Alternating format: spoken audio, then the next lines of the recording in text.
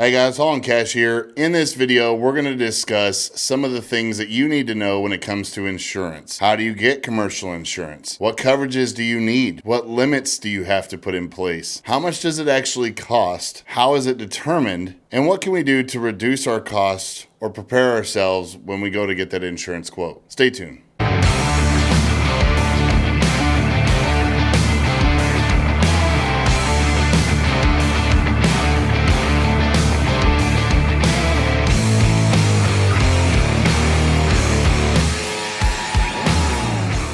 Hey guys, Holland Cash here. So the best way to start this entire conversation about insurance is actually to figure out what type of insurance we are talking about. What types of insurance are there? The insurance we're looking to obtain is commercial insurance. But what exactly is commercial insurance and what does it cover and how is it different? Well, commercial insurance is specifically designed for commercial purposes, meaning a vehicle that's actually there to make money. It's being used in some capacity by a business to make money. Whereas your personal policy may be for leisure or for pleasure or for general commuting to and from work, a commercial policy is designed to more thoroughly cover a business as far as coverage is concerned, typically drives up a higher price, and at the end of the day is designed specifically for that business that is utilizing equipment to make money for the business. We have three major types of insurance that we need to concern ourselves with. The first one is auto liability. Now, auto liability insurance is essentially your coverage for another person's vehicle, or for that guardrail that you take out, or for the light post that you knock down. Auto liability is set up not so much for you as the insured, but for the other people around you, for their vehicles. So if you had an at-fault accident, you could cover the cost, or the insurance would cover the cost of replacing that other vehicle that you hit. The next insurance offered, or that we need to be concerned with, is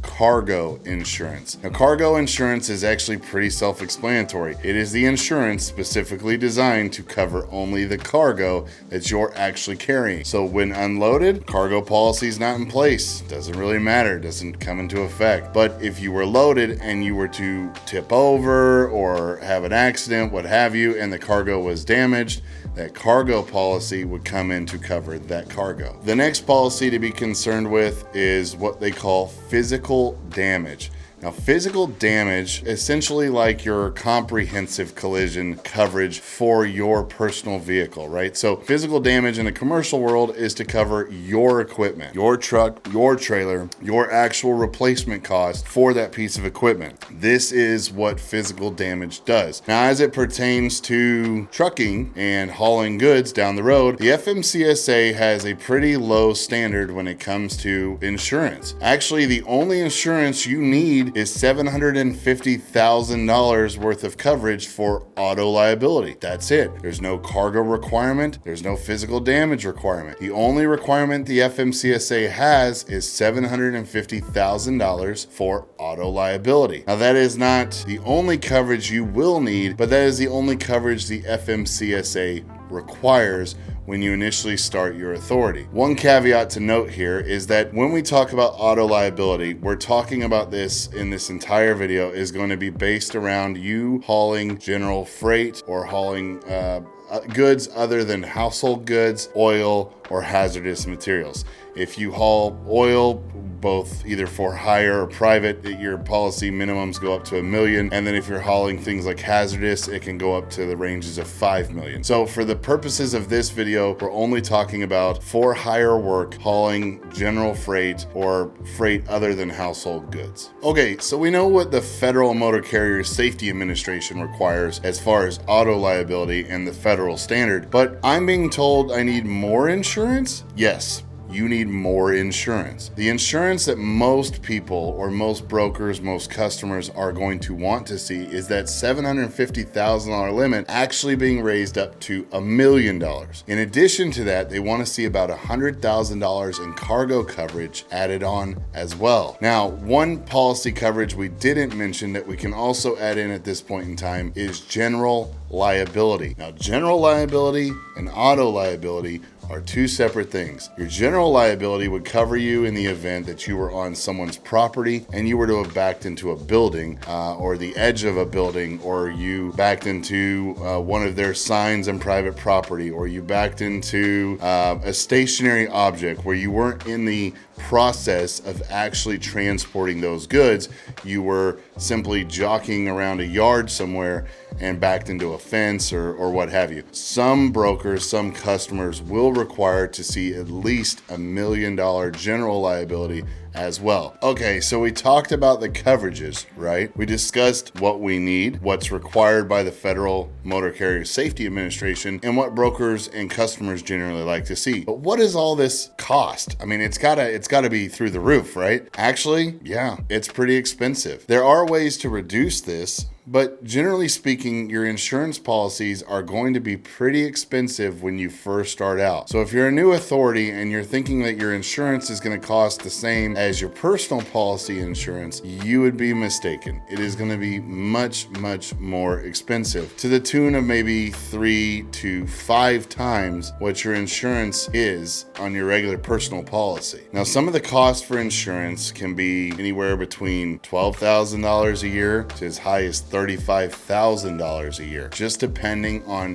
what you select. And what do I mean by what you select? What I'm talking about is your selections. When you apply for insurance, you're going to be asked what type of cargo you haul. Now, you need to know this in advance to help you determine what selections need to be made. Many people screw this up, and as a result, it costs them thousands of dollars more for coverages that they don't actually need. So let's talk about a few of those things. When you fill out an insurance application and your insurance agent is asking you what type of freight you intend to haul, what they're really trying to determine is what category of freight you're trying to haul. And this is in correlation to your MCS 150. This is what you select as a carrier that you're going to be hauling. So if you're going to be hauling automobiles, you would select automobiles. If you're going to be hauling building materials and general freight, then you're going to be hauling building materials and general freight. But as you add certain items in, they have varying costs. One of the biggest mistakes a new carrier makes when filling out their insurance application is selecting to haul autos. When you haul automobiles or vehicles, you're hauling a type of hazardous material. Thus, there is an increased cost in the overall insurance premium. If you are not 100% certain, and if you are not hauling cars or autos or vehicles 100% of the time, do not select that you are hauling automobiles. It will jack your price through the roof if you select this. So let's say you're gonna haul flat open deck freight. What you would want to select, generally speaking, as a rule of thumb, might be construction equipment, building materials, and general freight. Now that you've figured out what it is you're going to haul, you are going to be required to make a down payment. Now, this is almost guaranteed if you're a new carrier. When you go to select your insurance, you're going to have to make a down payment. This can range between $2,000 to as high as $7,000, $8,000. Just depends on the insurance policy and provider you went with. You will have to make a down payment for your insurance, so you need to ensure that you have money to do that when the time comes so that you activate your insurance. What affects insurance? How do I lower my costs? Is it possible to lower your costs? The answer, sure, you can most certainly lower your costs. Here are a few things that might affect your insurance cost and your overall premium. Number one, your age. Your age has a lot to do with it. The older you get, the more mature most insurance companies presume people to be. Thus, the more mature you are, the more likely you are to make safer, wiser decisions when behind the wheel. So your age definitely plays a role. Number two, where you live. Yes, I know that where you live cannot be changed just overnight, but where you live does have a lot to do with your insurance policy premiums and whether or not they're through the roof. If you live in a major metropolitan area where the crime or the rate of theft and vandalism and damage is fairly high, you might see a higher premium. Whereas if you live in a more remote, less dense, lessly populated area with a low crime rate, it may be lower. Generally speaking, this also has a lot to do with what state you're in. Some states are notorious for fly-by-night companies being created and turned off. And in that situation, insurance companies have identified those states, and anybody opening policies in those states is going to be flagged for a higher insurance premium because the policies are started and stopped and started and stopped, or they're started, an accident happens, it causes the insurance to have to pay out, and then the company just closes up shop and starts again. Number 3, your driving record. Guys, if you go to get an insurance quote, you want to make sure you know what is on your MVR. Most of you can pull your MVR through your state website, whether that's your DMV or your Department of Safety. Most people can pull their MVR report online for just a few bucks, and you will be better suited to explain yourself when you go to get an insurance quote. If you're driving like a bat out of hell, and you have multiple accidents on your record, and you're trying to get into a professional driving career, it is pretty hard to get insurance as a professional driver when you're demonstrating you have none of those characteristics. Number 4, and one that's probably not mentioned nearly as much as it probably should be, which is your actual credit. Your credit plays a major role in an insurance company's decision for insurance. I know this doesn't sound fair. I know you would think it doesn't make any sense. Why would that have anything to do with my insurance policy? But it does.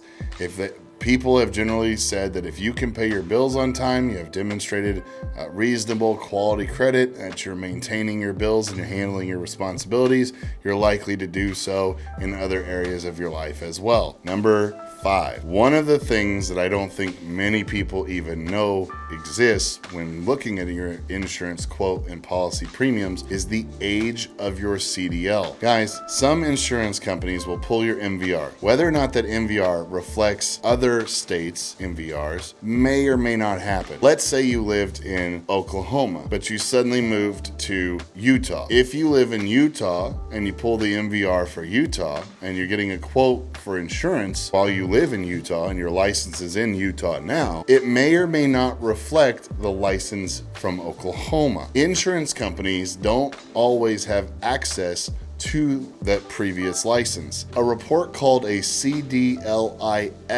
will help you when going to get an insurance quote because you can show the time you've had your CDL from prior states you've lived in or from prior states where you've had your CDL. Don't rely on the insurance company to just magically know how long you've had your CDL. If you just moved to a state and it shows an issue date that's less than a year, an insurance company doesn't always have to tell you that your license is less than 1 year old according to the issue date of that license in that state, and thus they're giving you a higher policy premium as a result. That way the insurance company can recognize that you've had a CDL for an extended period of time. This can save you a lot of money. Hey guys, real quick, if you like the information you're seeing, if you like getting this information for free every week in these videos and these lives that we're doing, go ahead and like, comment, share, and subscribe. Help our channel to grow. Help us to get the word out there and spread this information so that you can be a more knowledgeable business owner and truck driver when you come into the industry. I would encourage you to like, comment, share, and subscribe. Help us spread the word. Help us grow this channel.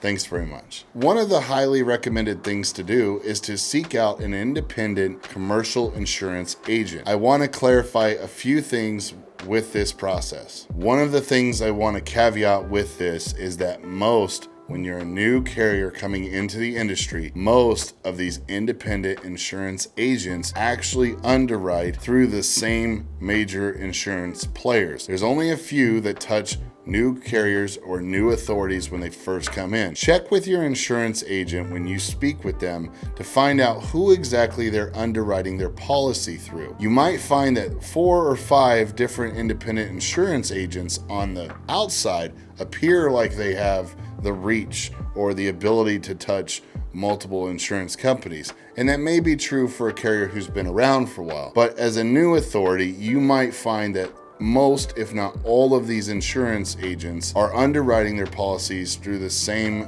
big insurance companies. Now, I want to make this point really, really clear. This is very important. Please pay attention. And if you're going to pay attention to any part of this, pay attention right now. Insurance is not always worth even the paper it's written on. If you see a policy premium that appears too good to be true, it likely is. Do not sign up with these fly-by-night insurance companies or even these well-presented online insurance companies who are going to write you a policy that is not worth the paper it's printed on. I had a friend who had his entire truck, chassis, frame, transmission, everything except the cab was stolen. The cab was laid on the ground, and his insurance policy was through one of these fly-by-night cheap companies that had a great rate on the surface, but actually didn't cover anything. When he went to go file a claim, nothing was covered. Be sure to check with your independent insurance agent as to what your policy coverages are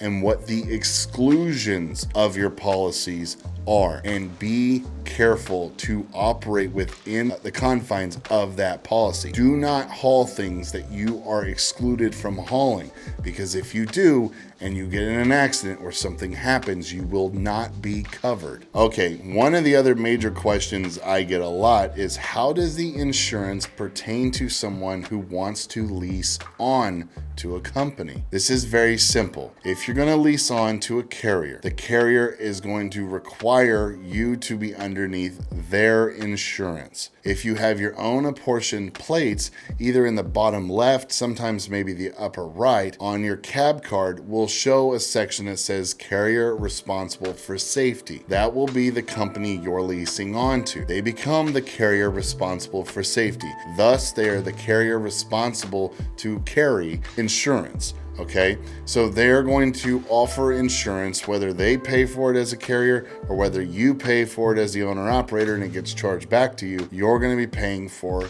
insurance, or they're going to be offering or providing insurance. Here's one of the caveats we need to include. The carrier, 9 times out of 10, is going to be offering only cargo and auto liability. I am not saying they cover your physical damage. If they're only offering auto liability and cargo, your equipment is not covered for the replacement of your equipment. So if you were to get in an accident, the person you get in an accident with is covered, the material that you damage around you is covered, and the load is covered, but your equipment and the replacement cost of that equipment would not be covered. You want to find out when you lease on what insurance the company you're leasing on to provides, and then that will let you know what you need to provide. Another big misconception for those that are leasing onto a motor carrier is that they can use their physical damage policy from their personal side and just use the cargo and auto liability from the carrier side. Guys, do not do this. If you are covering your equipment with a personal policy and you get in an accident and need to replace your equipment, and the insurance company finds out that you were hauling commercial goods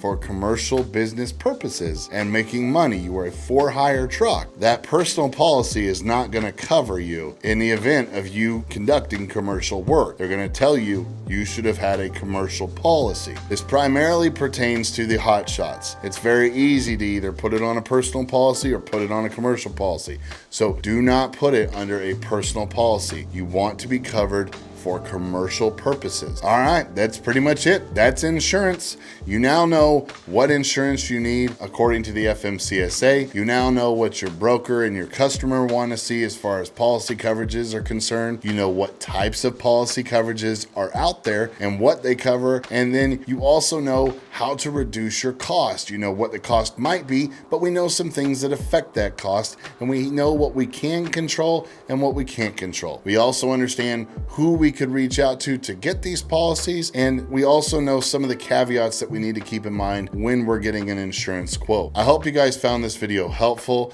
I hope you found it insightful. Remember guys, like, comment, share, and subscribe on this channel. Help us to grow the channel. Get it out there that we're actually putting out information that you can use right out the gate to start saving money before you ever start trucking. Until we talk again, guys, you guys be safe, be healthy, be happy, keep your shiny sides up at all times.